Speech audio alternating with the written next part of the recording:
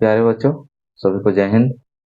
और जैसा कि आप लोग को पता है कि नवोदय का जो है एग्जाम होने वाला है बहुत जल्द, और समय भी नहीं है। तो उसी को ध्यान में रखते हुए हम लोग जो है कि प्रत्येक दिन मैथ का 10-10 क्वेश्चन लेकर के आ रहे हैं। और वही क्वेश्चन लेकर के आ रहे हैं जो कि हमेशा से नवोदय में जो है पूछा गया है ना। तो उसी उसी क्वेश्चन को लेकर के हम आए हैं। तो देखिए, आप लोग जो है कि तैयारी अच्छे तरीके से कीजिए, और जो है कि जो हम लेकर के आए हैं क्वेश्चन उसको भी पर डे आप बनाइए, है ना। आपके लिए बहुत ही हेल्पफुल होगा, और उम्मीद करता हूँ कि आप लोग का तैयारी बहुत अच्छा होगा, है ना। तो आइए हम लोग सेशन को स्टार्ट करते हैं, है ना। और जो भी क्वेश्चन है उसको जरूर बनाइएगा आप लोग। बहुत अच्छे अच्छे क्वेश्चन लेकर के आए हैं जो कि नवोदय में पूछता है। ठीक है, आइए सेशन को स्टार्ट करते हैं। तो पहला सवाल है कि जो है आप लोग को ऊपर में दिखाई देगा। पहला सवाल है, 5 अंकों की सबसे बड़ी संख्या और 6 अंकों की सबसे छोटी संख्या का अंतर क्या है। 5 अंकों की सबसे बड़ी संख्या और 6 अंकों की सबसे छोटी संख्या का अंतर पूछा है। तो देखिए, हम जो है यहाँ पे ले लेते हैं। पहला सवाल है, 5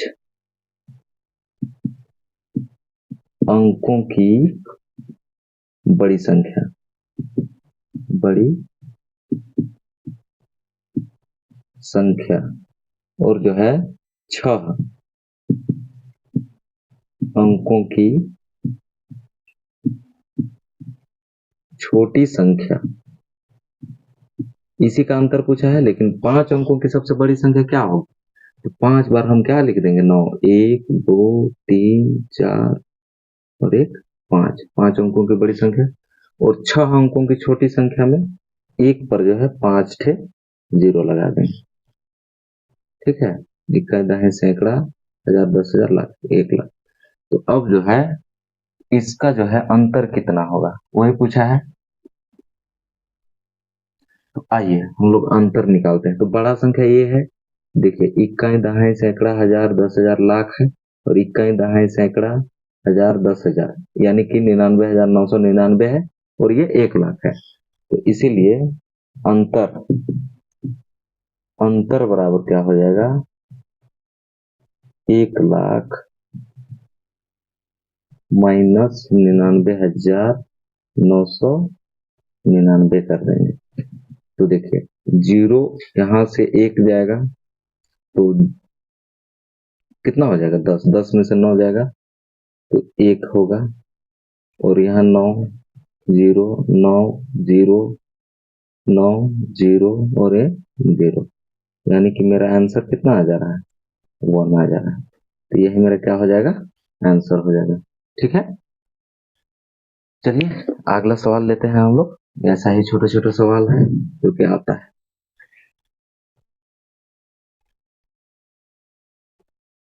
देखिए, दूसरा सवाल है, 4,000 के 12% का समतुल्य मान क्या होगा। कहता है कि 4,000 का जो है 12% का समतुल्य, यानी कि 12% कितना होगा। समतुल्य कहने का मतलब कि 4,000 का 12% कितना होगा। तो हम लोग आसानी से निकाल लेंगे। देखिए, दूसरा क्वेश्चन है, 4,000 का 12% क्या कितना होगा।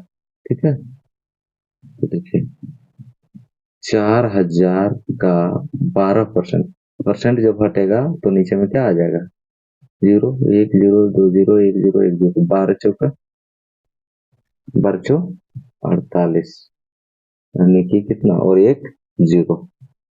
तो 480 जो है ये रुपया में है। 480 हो जाएगा, ये मेरा क्या हो जाएगा, आंसर हो जाएगा। ठीक है, तो उम्मीद करते हैं कि ये सवाल भी आप लोगों से बना होगा। चलिए आइए दूसरा तीसरा सवाल की ओर हम लोग बढ़ते हैं।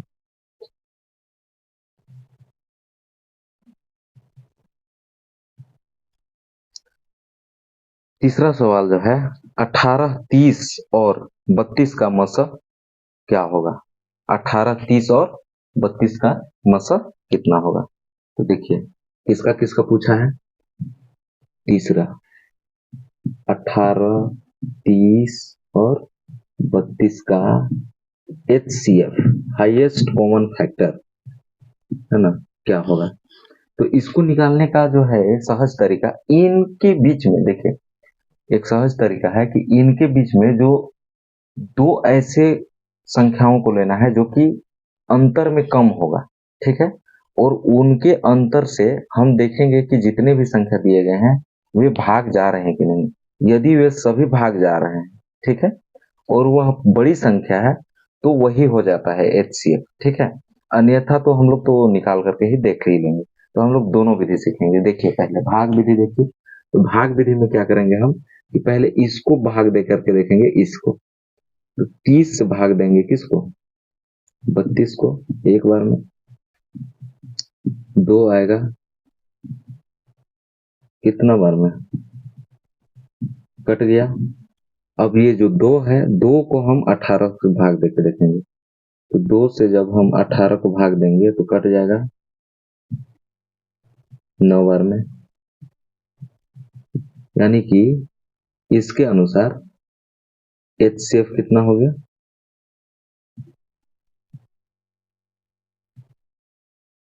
HCF कितना हो जाएगा इसीलिए HCF इक्वल टू कितना 2 हो जाएगा। होगा कि नहीं होगा आसानी से होगा। देखिए देखिए हम लोग दूसरा बनाते हैं कैसे करते हैं। देखिए हम देखेंगे कि इनमें से जो है दो ठे नजदीक संख्या कौन कौन होता है। हमको क्या क्या दिखाई दे रहा है 30 दिखाई दे रहा है और 32 दिखाई दे रहा है ना ऊपर में आपको दिखाई दे रहा है। तो इन दोनों का अंतर देखेंगे तो क्या अंतर कितना है 2 है। 2 से क्या ये भाग जा रहा है तो हाँ कट जा रहा है। 30 भी कट जा रहा है 32 भी कट जा रहा है। तो ये CF इसका कितना हो जाएगा। यही मेरा क्या हो जाएगा HCF। आसानी से सेकंडों में निकालना। चलिए अगला सवाल देखते हैं। चौथा सवाल चौथा में है ये सरलीकरण का सवाल है। 15 गुना 3 ब्रैकेट क्लोज भागा 5 गुना 8 माइनस 2 प्लस 6 गुना ब्रैकेट में है 8 माइनस 2। ठीक है। चलिए लिख लेते हैं इसको आपको स्क्रीन पर दिखाई देगा कितना कितना है। चौथा सवाल है 15 गुना 3 भागा 5 गुना 8 माइनस 2 प्लस 6 गुना 8 माइनस 2। तो पहले हम क्या करेंगे ब्रैकेट वाला को हल करेंगे है ना। ब्रैकेट वाला को हल करेंगे उसके बाद भाग देंगे भाग के बाद गुना गुना के बाद जोड़ जोड़ के बाद घटाओ क्योंकि ये सरलीकरण है। तो 15 तिया 45 भागा 5 गुना 8 माइनस 2 6 इंटू इन दोनों में से माइनस करेंगे तो 6। अब देखिए यहाँ पे भाग है यहाँ गुना है जोड़ है घटाओ। तो पहले भाग करेंगे तो 5 9 45 9 इंटू 8 8 माइनस 2 प्लस 6 इंटू 6। देखिए यहाँ भी गुना है यहाँ भी गुना है अलग अलग कर देंगे। 9 है 72 माइनस 2 प्लस 6 छक्का 36। यहाँ देखिए ये प्लस में है ये प्लस में है ये प्लस प्लस को जोड़ेंगे उसके बाद माइनस करेंगे। ठीक है। तो देखिए ऐसे तो आसानी से निकाला जा सकता है लेकिन पहले जोड़ लेंगे। तो देखिए 6 2 8 7 3 10 माइनस 2 इक्वल टू 16106। ये मेरा इसका आंसर है। ठीक है। उम्मीद करते हैं कि ये सवाल भी आप लोगों को अच्छे तरीके से आ रहा हो। चलिए मिटाते हैं इसको भी।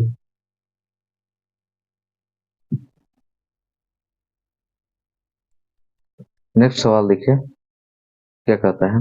एक व्यक्ति किसी बैंक से 1500 रुपया उधार लेता है। कोई व्यक्ति है जो कि बैंक से 1500 रुपया उधार लेता है यदि बैंक यदि बैंक की ब्याज दर 11% वार्षिक हो तो 2 वर्षों में उसे कितनी राशि लौटानी होगी। ठीक है, कोई व्यक्ति है जो कि बैंक से क्या लिया है, लोन लिया है 1500 का, है ना, और 1500 का लोन लिया है, और जो है 2 साल बाद बैंक का दर जो है 11% है, तो 2 साल बाद उसको लौटाना कितना होगा, वही पूछा है हमसे। तो आपको दिखाई दे रहा होगा क्वेश्चन नंबर कौन है, तो क्वेश्चन नंबर 5 है। चलिए देखिए, 5वां क्वेश्चन है। तो जो है मूलधन कितना है, मूलधन या फिर उधार वाले राशि, उधार राशि जिसको कि हम ऋण कहते हैं, कितना है, 1500 रुपया है ना। समय कितना है, समय है 2 वर्ष, और दर कितना है, बैंक दर कितना है, तो 11% है। तो सबसे पहले हम क्या निकालेंगे, ब्याज निकाल लेंगे, है ना, और ब्याज निकाल करके हम मूलधन में जोड़ देंगे, तो मेरा क्या निकल जाएगा, आसानी से मेरा मिश्र धन निकल जाएगा, जो कि लौटानी होगी 2 साल बाद। तो देखिए, साधारण ब्याज,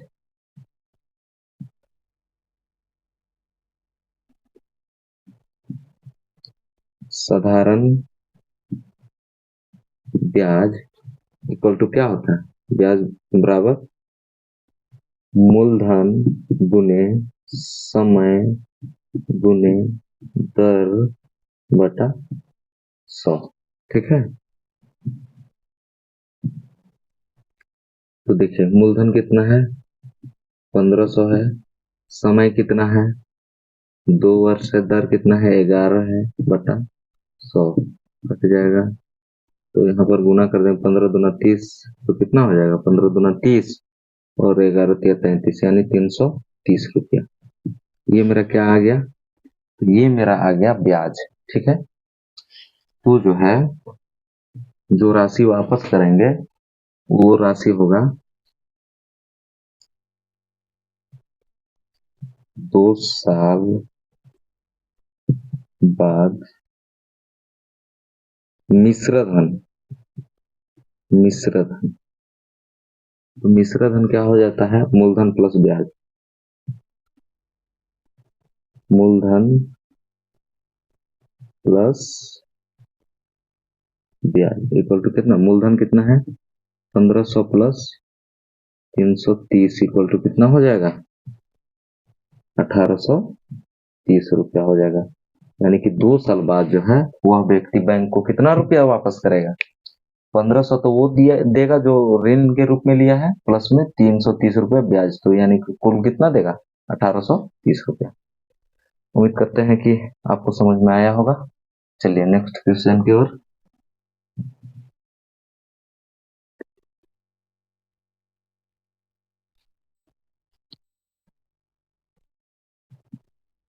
छठा क्वेश्चन, छठा क्वेश्चन है, 4 भाइयों की औसत उम्र 10 वर्ष है, 4 भाइयों की औसत उम्र 10 वर्ष है। यदि उनके पिता की उम्र भी जोड़ दी जाए तो औसत में 8 वर्ष की वृद्धि हो जाती है ना। तो पिता की उम्र क्या होगी, तो औसत जो भी है तो उसको देखिए, तो औसत है, तो 4 भाइयों की औसत उम्र कितनी है, 4 भाइयों की औसत उम्र 10 वर्ष है ना। कितने भाई हैं, 4 भाई हैं, तो 4 भाई की जो है औसत उम्र 10 वर्ष है, तो कुल उम्र कितना हो जाएगा, कुल उम्र का योग, इसीलिए 4 भाइयों भाइयों के उम्र का योग इक्वल टू क्या हो जाएगा, 4 गुना 10 इक्वल टू 10 रुपये 40 वर्ष। ठीक है, ये 40 वर्ष अगर चारों भाइयों को का उम्र को यदि जोड़ा जाए तो कितना वर्ष होगा, 40 वर्ष होगा। तो कहता है कि यदि इसके पिता की उम्र को अगर ऐड कर दिया जाता है ना, तो जो क्या है औसत उम्र है उसमें 8 वर्ष की वृद्धि हो जाती है। तो औसत उम्र 8 वर्ष है। तो देखिए पिता के उम्र को जोड़ने पर औसत में वृद्धि, औसत में वृद्धि कितना की हो रही है 8 वर्ष की। इसीलिए पिता सहित पिता सहित 4 भाइयों भाइयों का औसत उम्र कितना हो जाएगा 10 + 8 = 18 वर्ष। इसीलिए पिता सहित सभी भाइयों के उम्र का योग इक्वल टू क्या हो जाएगा। तो हो जाएगा, अभी देखिए 4 भाई पहले था और एक पिता, तो कितना हो गया 5 हो गया।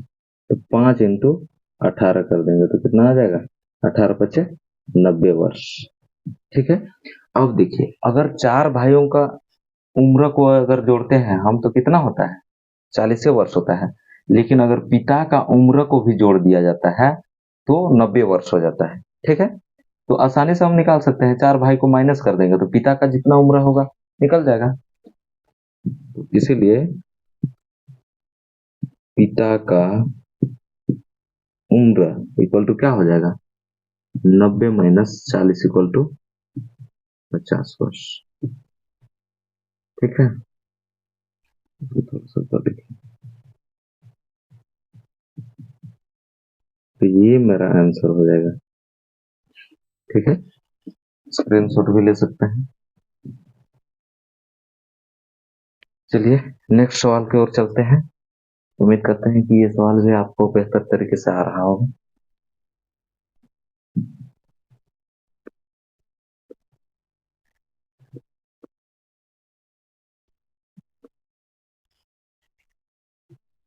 सातवां सवाल है, एक वर्गाकार आंगन का क्षेत्रफल 196 वर्ग मीटर है तो उसकी परिमिति क्या होगी। देखिए इसको समझिएगा। सातवां सवाल, एक जो है क्या है वर्गाकार आंगन है, क्या है आंगन, आंगन है। इसका जो क्षेत्रफल है 196 मीटर स्क्वायर है। ठीक है, इसको थोड़ा बड़ा बनाते हैं।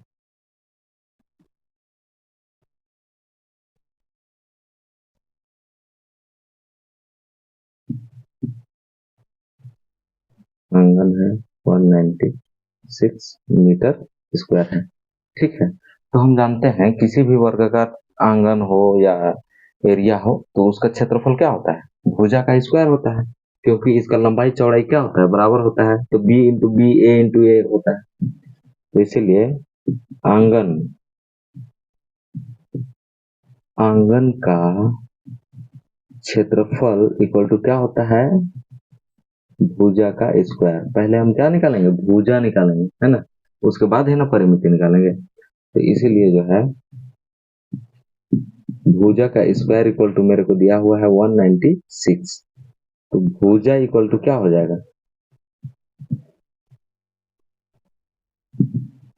भुजा इक्वल टू हो जाएगा ये जो रूट है स्क्वायर है ना, ये इधर जाकर के रूट डाल देगा 196। तो इसीलिए भुजा इक्वल टू क्या हो जाएगा कितना का अंडर रूट होता है अंडर रूट 196 इक्वल टू क्या होता है 14। ठीक है, यानी कि मीटर स्क्वायर है तो ये जो भुजा है वो क्या में आया मीटर में आया। यानी कि वर्गाकार आंगन का एक भुजा का लंबाई कितना है 14 मीटर। ठीक है, तो कहता है कि आंगन का परिमिति बताइए। परिमिति कहने का मतलब कि यहाँ से यहाँ की लंबाई, यहाँ से यहाँ की लंबाई, यहाँ से यहाँ की लंबाई, यहाँ से यहाँ की लंबाई। तो बोलिए 14 ये 14 ये 14 ये 14 ये तो कितना हो जाएगा? तो हमको फॉर्मूला से निकालेंगे आंगन की परिमिति, यहाँ पर लिख लीजिएगा वर्गाकार, वर्गाकार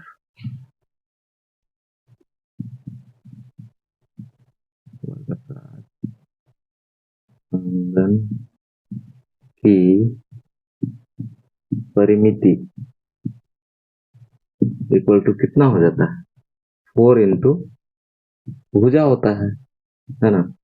तो 4 इंटू क्या हो जाएगा? ये सब फॉर्मूला को आपको याद करना होगा तभी बनेगा, ठीक है? तो 4 इंटू भुजा इक्वल टू क्या हो जाएगा? भुजा कितना निकाले हम? 14, 14 चौका कितना? 56 मीटर। और यही मेरा क्या हो जाएगा? आंसर, ठीक है? कहीं आपको क्वेश्चन भुजा खोजने के लिए दे देगा, कहीं परिमिति खोजने के लिए दे देगा, इसलिए दोनों को ध्यान रखना है कैसे निकालना है। और ये जो फॉर्मूला दिया गया है उसको भी आपको याद करना है, ठीक है?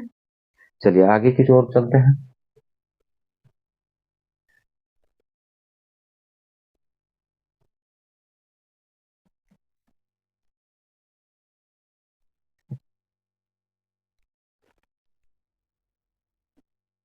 एक रेडियो 570 रुपये में बेचने पर सौरभ को 5% की हानि होती है, तो 5% लाभ प्राप्त करने के लिए उसे कितने रुपए में बेचना चाहिए? तो देखिए इसको हम दो तरीका से बनाएंगे, एक जो साधारण विधि जो है उससे बनाएंगे और फिर एक हम शॉर्ट विधि बनाएंगे। देखिए पहले साधारण विधि, 8वां सवाल है। तो देखिए क्या कहता है कि कोई जो एक रेडियो का मूल्य है कितना है पता नहीं है, लेकिन उसे कितना 570 रुपये में बेचने पर कितना क्या हानि हो रहा है? तो हानि होता है उसको 5% का, तो 5% लाभ कमाने है तो उसको कितना में बेचना है? तो देखिएगा, तो मान लेते हैं, माना कि रेडियो रेडियो का क्रय मूल्य इक्वल टू 100 रुपया है, ठीक है? तो क्या हो जाएगा?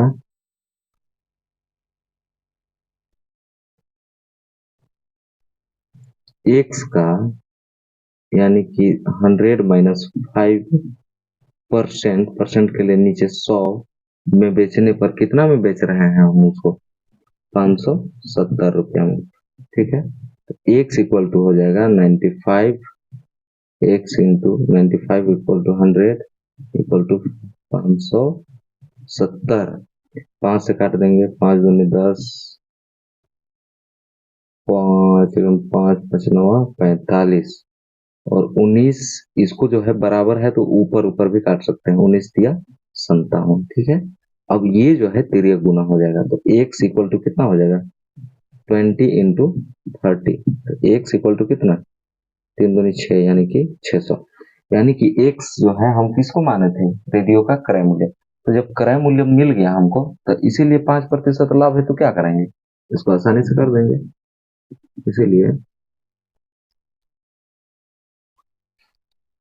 ये मेरा रेडियो का क्रय मूल्य निकल गया, क्रय मूल्य, ठीक है? इसीलिए 5% लाभ हेतु विक्रय मूल्य इक्वल टू क्या करेंगे? 600 का 5% लाभ यानी कि 100 प्लस 5 बटा में 100 करेंगे। 600 गुने 105 बटा 100 काट देंगे तो 6 पचे 30, 6 कम 6 यानी कि 630 रुपया में जो है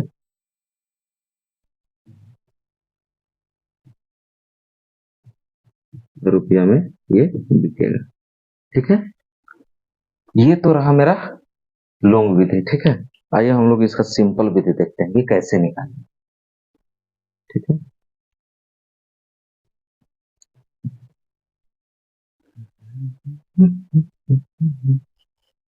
देखिए क्या कहता है कि 5% हानि में और 5% लाभ में बोला है ना। तो इसको हम पहले क्या करेंगे कि 5% को जो है हम फ्रैक्शन में चेंज कर देंगे। फ्रैक्शन का कहने का मतलब है कि देखिए 8वां सवाल है, जैसे हम 5% लिखते हैं ना, तो परसेंट का मतलब 100 होता है, ठीक है। तो इसको जो है हम 5/100 लिख सकते हैं, काटेंगे तो 1/20, यही मेरा फ्रैक्शन हो गया, ठीक है। तो हम क्या करेंगे कि पहली अवस्था में जो है, पहली अवस्था यानी कि पहले दफा में क्या कहता है कि 5% का क्या हुआ है, हानि हुआ है। क्या हुआ है, हानि।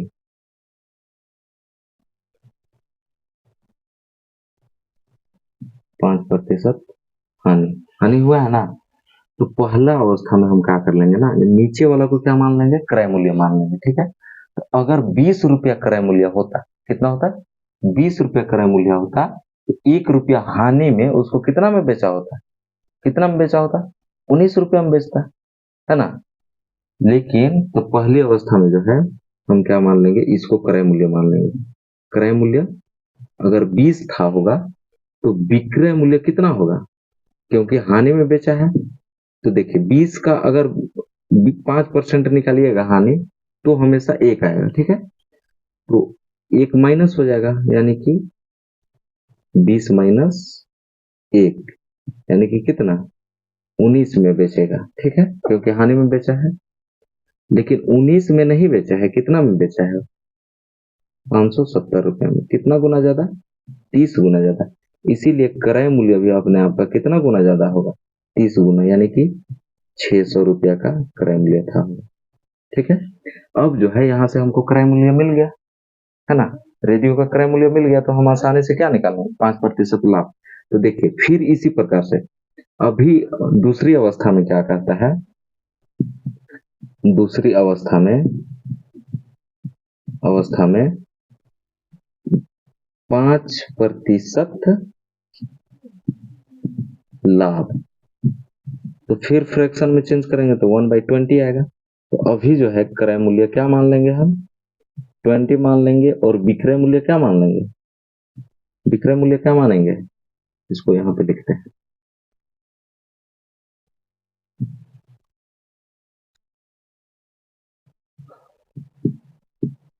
क्रय मूल्य 20 मान लेंगे और विक्रय मूल्य क्या मान लेंगे। अभी देखिए लाभ कह रहा है ना, तो ये जुट जाएगा, और हानि था तो एक घट गया था यहाँ पे, इसको याद रखिएगा, तो 21 हो जाएगा। लेकिन क्रय मूल्य मेरा कितना है अभी, 600 है, कितना गुना ज्यादा है, 30 गुना ज्यादा। इसीलिए ये भी अपने आप का कितना, 30 गुना ज्यादा होगा। 3 × 3 3 दूनी 6, 630 रुपये। और यही हमको खोजना था। उम्मीद करते हैं कि आपको बहुत अच्छे तरीके से ये समझ में आ रहा होगा, ठीक है। और नहीं आएगा तो 2 बार देखिएगा वीडियो, आप आसानी से समझ सकते हैं।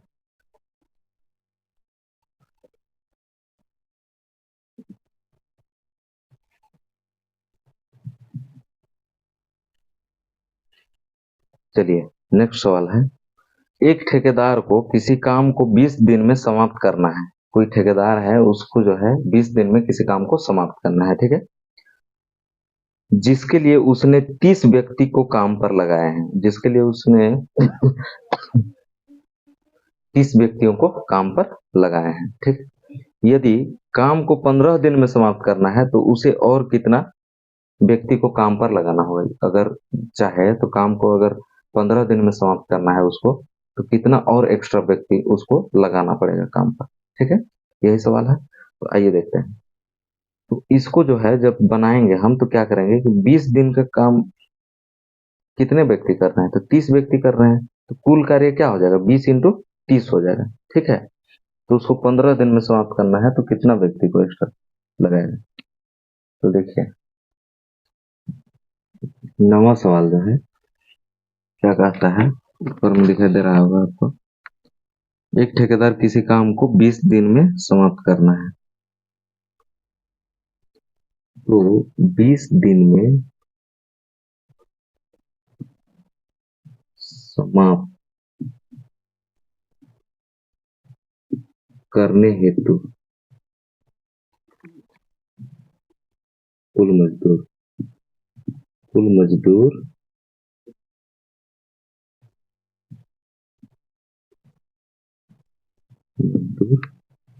30 व्यक्ति, ठीक है। 15 दिन, 15 दिन में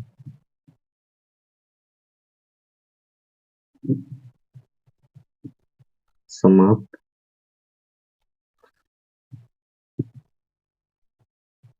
करने हेतु मजदूर की आवश्यकता, मजदूरों की आवश्यकता, आवश्यकता। देखिए देखिए 20 दिन में जो है जितना काम 30 व्यक्ति करेगा उसी काम को ना 15 दिन में निपटाना है, तो पहले हम कुल कार्य निकाल लेंगे। तो इसीलिए कुल कार्य, कुल कार्य कितना है, कुल कार्य जो है 20 व्यक्ति है, 20 दिन में 30 व्यक्ति जो कार्य करेंगे वही मेरा कुल कार्य हो जाएगा, ठीक है। इसी कार्य को 15 दिन में समाप्त करना है, तो इसीलिए 15 दिन में कार्य पूर्ण हेतु व्यक्तियों की संख्या, व्यक्तियों की संख्या इक्वल टू क्या हो जाएगा, 20 इंटू 30/15, 15 दूना 30, 20 दूना 40 व्यक्ति। लेकिन ये हमको नहीं पूछा है, क्या पूछा है कि 30 व्यक्ति पहले से लगा हुआ था काम पर, ठीक है। हमको एक्स्ट्रा और कितना लगाना पड़ा 15 दिन करने के लिए, तो देखिए 30 व्यक्ति पहले से था, 40 व्यक्ति हो गया, तो एक्स्ट्रा कितना आया, तो इसीलिए अतिरिक्त मजदूर, अतिरिक्त मजदूर, मजदूरों की संख्या इक्वल टू 40 माइनस 30 कर देंगे 10 व्यक्ति, और यही मेरा क्या हो जाएगा, आंसर हो जाएगा, ठीक है। तो चलिए आइए आज का हम लोग का लास्ट क्वेश्चन है, ठीक है। आइए देखते हैं।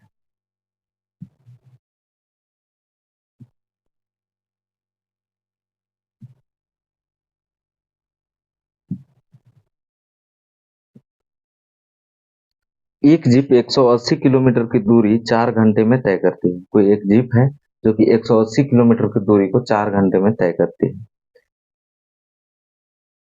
तो चाल कितनी और बढ़ाई जाए कि वह उस दूरी को 3 घंटे में तय कर सके। तो चाल और कितना बढ़ाई जाए कि 30 घंटे में उसे कंप्लीट कर सके, है?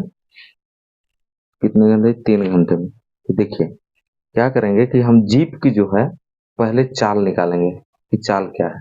तो देखिए दूरी कितना दिया है, 10वां सवाल है। कुल दूरी, कुल दूरी 180 किलोमीटर है ना। समय कितना ले रहा है,